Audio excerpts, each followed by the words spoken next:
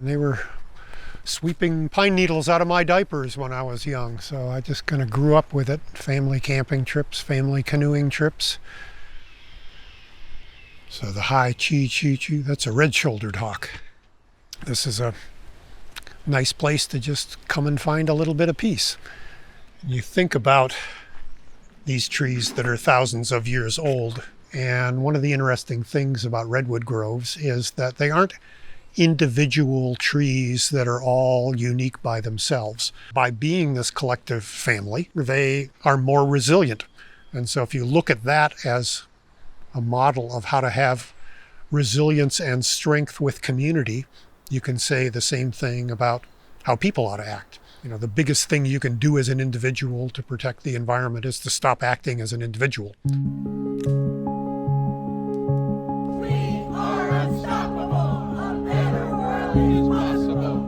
Third Act's mission is to mobilize elders to make sure that we are taking the actions necessary and adopting the policies necessary in order to restore the climate. We need to build public support and political will to make the change. Like, facts alone are not enough. It's great if you buy an electric car, get an electric induction stove, all wonderful. But if that's all people do, we aren't going to save the climate. We need stories, we need organizing, and we need people power. I mean, elders have most of the voting power. They have most of the financial resources. You know, it is the big generation that's basically created the problem, but also has a great contribution to make as far as fixing the problem. My name's Bill McKibben. I'm a writer first and foremost, and long ago wrote the first book about what we now call climate change.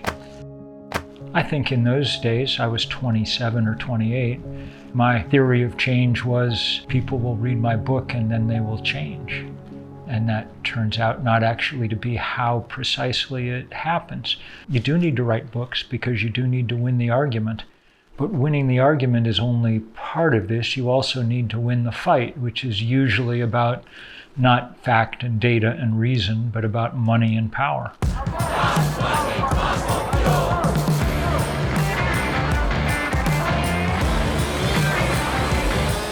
In Washington, we shut down those banks with thousands of people our age, not sitting on the concrete because we're a little old for that, but in rocking chairs we'd gotten from every Goodwill in the Metro DC area. The Times called it the Rocking Chair Rebellion.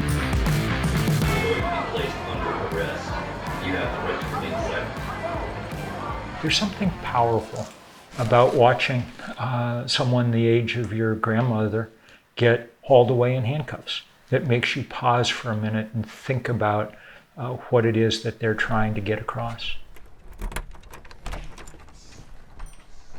My daughter has 2 children, age 5 and 8. The other one has one daughter, age 6 or 7 now. And they are the light of my life. I picked them up after school. Yesterday, we were having a postcard writing party with the neighbors here on the table behind me, and my granddaughter came over because I invited her, and I just said, you can decorate the postcards. Here's one where she's decided it's a kind of a party and a good thing to vote, so she's got pizza and soda cans and some French fries. You know, here it's just some hearts, here's some squid. Somebody gets a postcard like that is going to read it.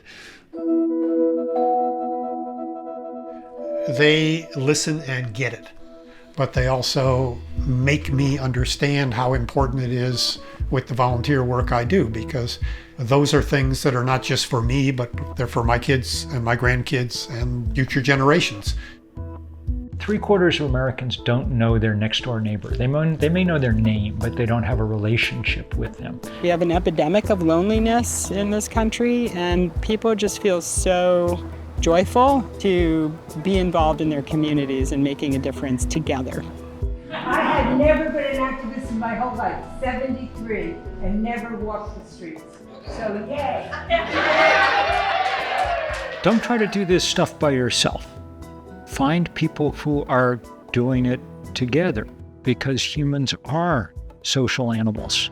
That's how we're built.